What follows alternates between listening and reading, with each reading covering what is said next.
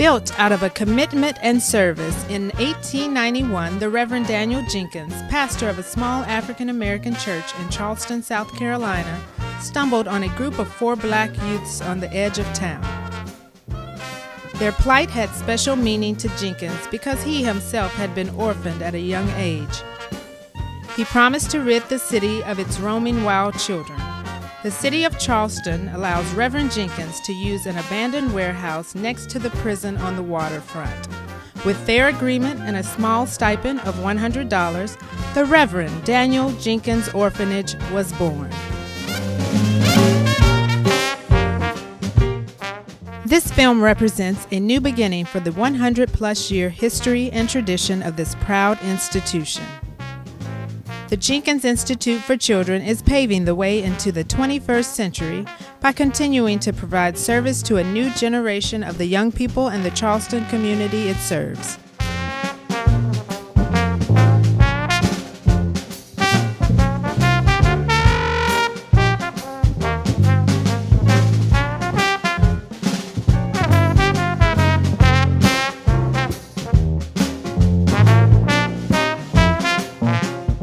Reverend Jenkins was a man that had a dream, and he fulfilled that dream. The Jenkins Orphanage is one of the great stories of Charleston history. Yeah, Reverend Jenkins, basically I see him as a self-made man.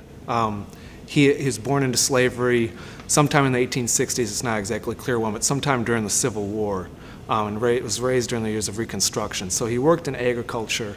He worked as a farmer throughout his teens and into his early 20s. It's incredible to me to be the executive director at this point in time to carry that history on.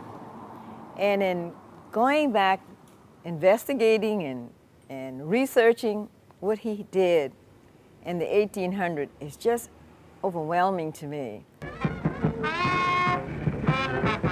To raise money, Reverend Jenkins solicited a few battered horns and hand-me-down uniforms in the 1890s and created the Jenkins Orphanage Band, which continued for nearly 50 years.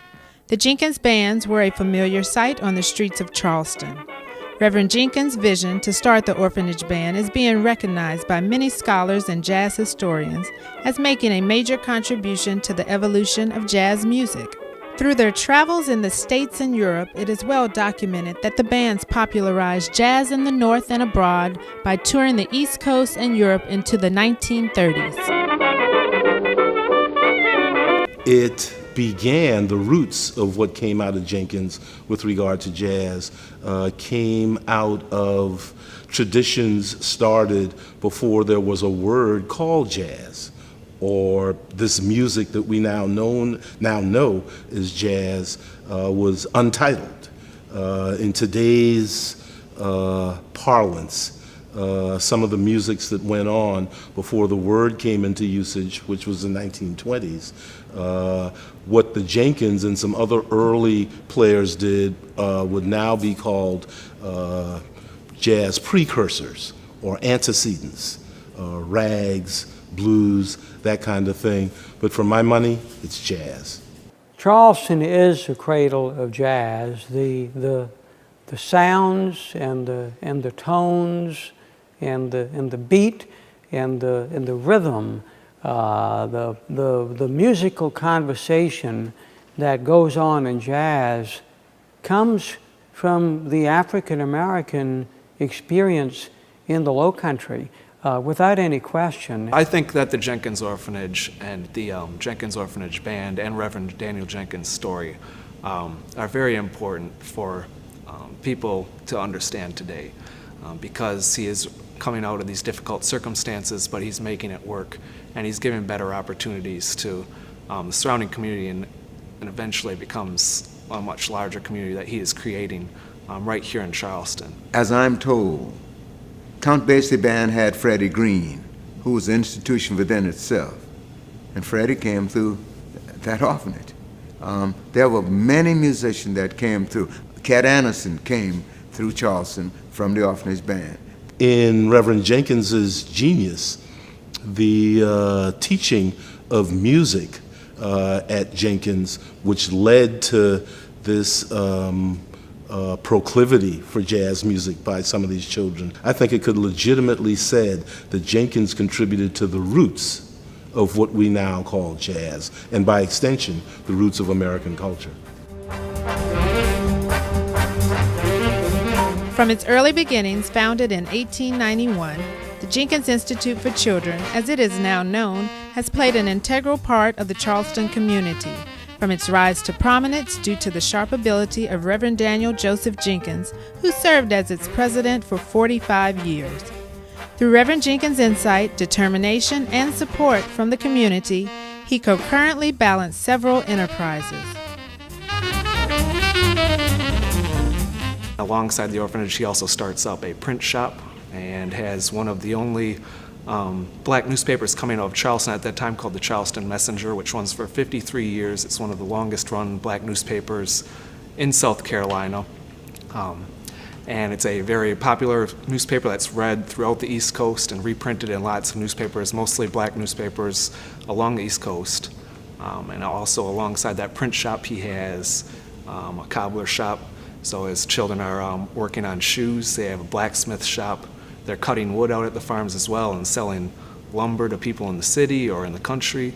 And he runs just a lot of different shops next to the orphanage.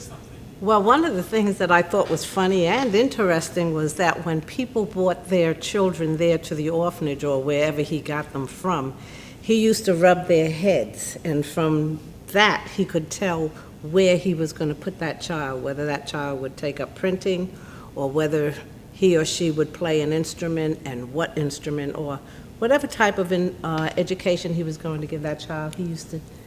He would get the knowledge from the rubbing of the head. I don't know how. You know, when you hear Reverend Jenkins' story, you know, you hear the story of Father Divine in Philadelphia, you know, the Honorable Elijah Muhammad in Chicago, you know, Daddy Grace somewhere else. You know, I mean, the same level of leadership. To raise the money, he had to motivate people. He was the Pied Piper. This man, over a century ago, right out of slavery, Reconstruction, dealing with Jim Crowism and segregation and all the other kinds of things that were against him, was able to have an institution that is going on continuously to this moment. As a continued effort to extend its outreach, the Jenkins Institute for Children hosted a major fundraiser at the Magnolia Gardens, which was sponsored by First Federal, Channel 5, and the Magnolia Gardens. The event was a grand evening to remember, the first of its type, supporting the Institute with a silent art auction, live music provided by local musicians Ann Caldwell and Quentin Baxter, and great food and fun for all who attended. Back in the 20s, the Jenkins Orchestra, children's orchestra, would come out here and play jazz on Sundays. And Tom found out about this, and we really got together over that concept of wouldn't it be wonderful if they had an orchestra again. They don't have an orchestra now, but I hope they'll raise the money not just for general school purposes, but also get back and come back out here and play again. And we've got the land. It's great for us to start talking about developing it. So the board and I decided we need to really develop this thing and take it to another level. I mean, if we do everything we want to do, it's about a $75 million project. Under Reverend Jenkins' direction and leadership, the orphanage obtained several properties, one of which is the current home of the Institute. The site is approximately 64.5 acres with 48.5 acres of highland, located at 3923 Azalea Drive in North Charleston. Currently, the Board of Trustees of the Jenkins Institute has completed a preliminary environmental survey of the property and has suggested a program to establish a thematic environmental plan mixed-use community.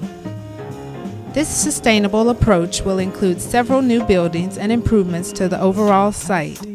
The suggested new Jenkins campus in Phase 1 includes an activities building, a museum, village-style dormitories, and an adult village and community garden.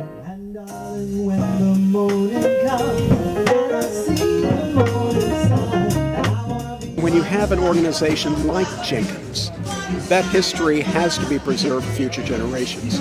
Every bit as much as the churches in downtown Charleston, every bit as much as the Battery, every bit as much as all of those wonderful features that make Charleston and the entire Lowcountry the wonderful place that it is. There's a lot of exciting things going on right now. You know, as a new board member, I'm starting to understand and see the transition from pretty much old school to new school in a sense, bringing us further into the 20th century, as you would say. The capital campaign, the development that's going to happen on the acreage that we still have, you know, off the water, redevelopment of the dorms, having a conference center, and I think it's something that, you know, Reverend Jenkins always wanted to do, was to help these kids, but also to give back to his community in any which way that he could. So we're able to do that. As said earlier, this film is a new beginning for the Jenkins Institute for Children and the announcement of its new capital campaign to address the need to redefine the Institute as it provides a more expanded role in the community of Charleston.